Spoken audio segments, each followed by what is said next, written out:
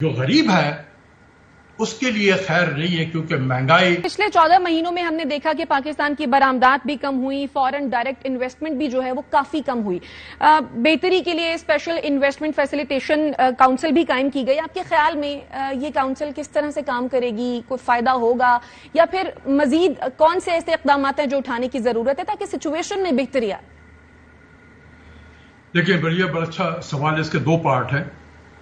ایک تو یہ ہے کہ پچھلے مالی سال میں آپ نے کہا کہ ایکسپورٹ بھی گر گیا اور فورن انویسٹمنٹ بھی نہیں آیا پاکستان میں۔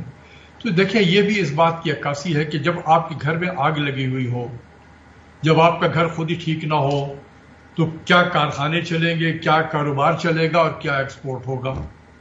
ملک کے اندر تو انویسٹر تو سائیڈ لائن میں بیٹھا ہوا ہے، وہ وقت کے بہتر ہونے کا انتظار کر رہا ہے، تو باہر سے کیسے آئیں گے لوگ یہاں پہ انویسٹمنٹ کرنے کے لیے؟ تو یہ جو ہم ایک بھونچال سے گزر رہے ہیں، یہ اس کے اثرات ہیں۔ اب یہ ایک خاکہ پیش کیا گیا ہے جس کو ہم اسپیشل انویسٹمنٹ فیسیلیٹیشن سینٹر کہتے ہیں۔ یہ ایک بہترین اقدام میں سے ایک ہے، بہترین اقدام، کیونکہ ہمیں دیکھا گیا ہے کہ جو ہمارے سویلین سائیڈ ہے، انفارچونیٹلی وقت کے ساتھ ساتھ ان کے اندر صلاحیت میں بھی کمی ہو گئی ہے۔ ہمارے پاس ایک آلریڈی بورڈ آف انویسٹمنٹ موجود ہے جو پرائم منسٹر کے سیکریٹریٹ کے ساتھ اٹیچڈ ہے، لیکن اس کی پرفارمنس جو ہے وہ ہم سب کے سامنے ہے۔ آپ نے اپنے انٹروڈکشن میں کہا کہ فورن انویسٹرز جو ہے وہ نہیں آ رہے ہیں یا گر گیا ہمارے یہاں انویسٹمنٹ، تو یہ تو پھر فورن جو ہمارا بورڈ آف انویسٹمنٹ ہے یہ اس کی کارکردگی ہے۔ تو ایک یہ موجود ہے لیکن کام نہیں ہو رہا ہے۔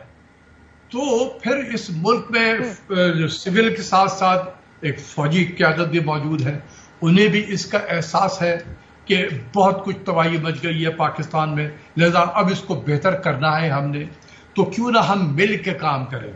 تو اگر آپ کو یاد ہو کہ ہمارے یہاں NCOC بھی بنا تھا پینڈیمک کے زمانے میں، جس کو اسد عمر صاحب چیئر کرتے تھے، اور بعد میں اس میں فوج کے بھی ایک لیفٹیننٹ جنرل صاحب اس کو ہیڈ کر رہے تھے۔ میرا ذاتی خیال ہے کہ یہ بالکل اسی پیمانے پہ، اسی پیٹرن پہ چلے گا کہ ایک سول اس کو ہیڈ کرے گا لیکن فوج کے لوگ بھی اس میں کام کریں گے تاکہ چیزیں کہیں رکے نہ، چاہے وہ صوبائی حکومتوں میں ہو چاہے وہ فیڈرل گورنمنٹ میں ہو، تو اس سے چیزیں فیسیلیٹیٹ ہوں گی اور تیزی سے کام ہوگا۔ تو it is a very good initiative in the right direction. ٹھیک ہے، آپ کے خیال میں کہ یہ ایک اچھا انیشیٹو ہے۔ اچھا ڈاکٹر صاحب، اس پر آ جاتے ہیں۔ IMF سے معاہدہ بھی طے پا گیا اور ہم نے خوشی بھی منا لی، فیسیلیٹیشن کاؤنسل بھی قائم ہو گیا، لیکن پچھلے 14 مہینوں میں جو مہنگائی کی صورتحال ہے وہ بھی ہم نے دیکھی اور عوام پر مزید بوجھ بھی پڑ رہا ہے۔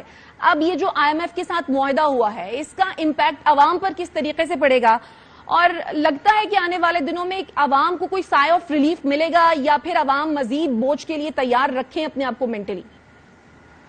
میں آپ کو بھی ایک جواب دوں گا، اور آپ کی طرح کے جتنے بھی اینکر پرسن ہیں جو ہمیشہ ٹی وی پہ ریلیف کی باتیں کرتے ہیں، یہ ان کے لیے بھی پیغام ہے کہ خدا کے واسطے ذہن میں یہ ڈال لو، اور آپ سے بھی میں وعدہ لوں گا کہ آپ آئندہ یہ سوال نہیں کریں گے کسی سے، جب بھی کوئی ملک IMF کے پروگرام میں ہوتا ہے ریلیف نام کی چیز نہیں ہوتی، اس کا ڈکشنری میں نہیں ہے، سمجھا کریں، ٹھیک ہے نا؟ آئندہ سے کبھی سوال یہ نہ کرے کسی سے کہ عوام کو کیا ریلیف ملے گا۔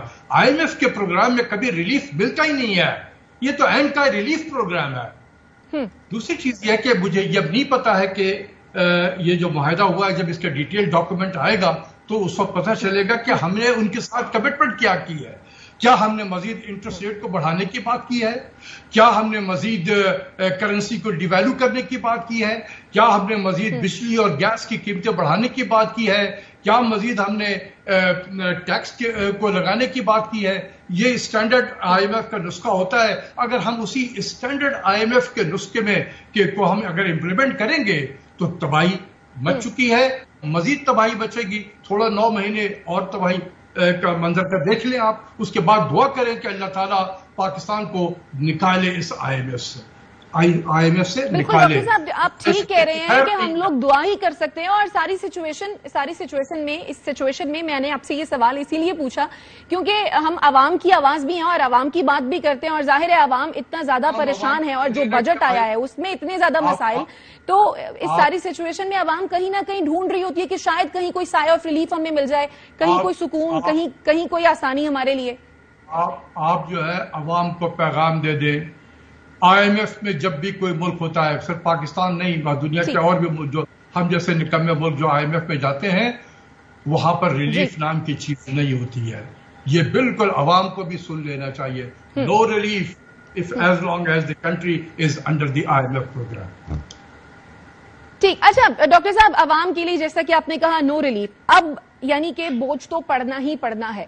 کس طبقے پر زیادہ بوجھ پڑے گا؟ جیسا کہ حکومت یہ کہہ رہی ہے کہ اشرافیہ پر زیادہ بوجھ پڑے گا، تو کیا واقعی اشرافیہ پر زیادہ بوجھ پڑے گا یا پھر لوور مڈل کلاس بھی جو ہے وہ اس سے زیادہ تنگ ہوگی؟ دوسرے ایک سوال کا جواب دے دیجیے گا. سپر ٹیکس جو عائد کیا ہے صنعت کاروں پر، تو کیا لگتا ہے کہ اس کا امپیکٹ جو ہے وہ نیچے بھی آئے گا، یعنی کہ امپلائیز پر بھی آئے گا کہ صنعت کار جو ہے وہ جو سارا پیسہ بھرے گا وہاں پر وہ نیچے اپنے امپلائیز سے بھی نکالے گا؟ دیکھیں، امپلائیز سے وہ نکالے گا یا نہیں نکالے گا وہ تو مجھے نہیں پتا، لیکن یہ ہے کہ یہ جب یہ جو بھی حکومت وقت ہوتی ہے اس کی یہ بے بسی ہے کہ وہ اپنے ٹیکس نیٹ کو براڈن نہیں کر سکا. تو جو لوگ غلطی سے ٹیکس نیٹ میں آ گئے ہیں وہی مرغے بن گئے، انہیں سے نکالنا ہے. اب کیا کریں؟ اس وقت تو ٹیکس نیٹ کو براڈن تو نہیں کر سکتے کیونکہ الیکشن میں بھی جانا ہے، اور یہ سب سے جو ہوتا ہے نا کہ سب سے اینٹائی پاپولر اقدام جو ہوتا ہے وہ لوگوں کے جیب سے پیسہ نکالنا. تو ایسے میں کوئی بھی حکومت جا کے ٹیکس نیٹ کو براڈن نہیں کرے گی. تو جو لوگ آلریڈی ٹیکس میں آئے ہوئے غریب پھنس چکے ہیں انہیں سے نکالا جائے گا. تو جو امیر طبقہ ہے بہت زیادہ وہ دے گا ٹیکس، میں بھی دوں گا، میں بھی اس میں شامل ہو جاتا ہوں. حالانکہ میں ٹیچر آدمی ہوں، لیکن اس میں ایک لگا دیا گیا کہ اس سلیب سے زیادہ آپ کی اگر آمدنی ہے تو 2.5% 3% اور بھی دینا پڑے گا آپ کو. تو میں یہ 9 مہینے برداشت کر لوں گا اپنے ملک کی خاطر، لیکن جو غریب ہے اس کے لیے خیر نہیں ہے، کیونکہ مہنگائی IMF کے پروگرام میں اگر مہنگائی نہ ہو تو پھر وہ IMF کا پروگرام ہی نہیں ہوتا. مہنگائی ہوگی کیونکہ I'm sure کہ کرنسی کو ڈیویلو بھی کرائے گا IMF اور انٹرسٹ ریٹ کو بھی بڑھائے گا. 1% انٹرسٹ ریٹ جب بڑھتا ہے نا اسٹیٹ بینک کا، تو 1.3% انفلیشن بڑھتا ہے اس ملک میں.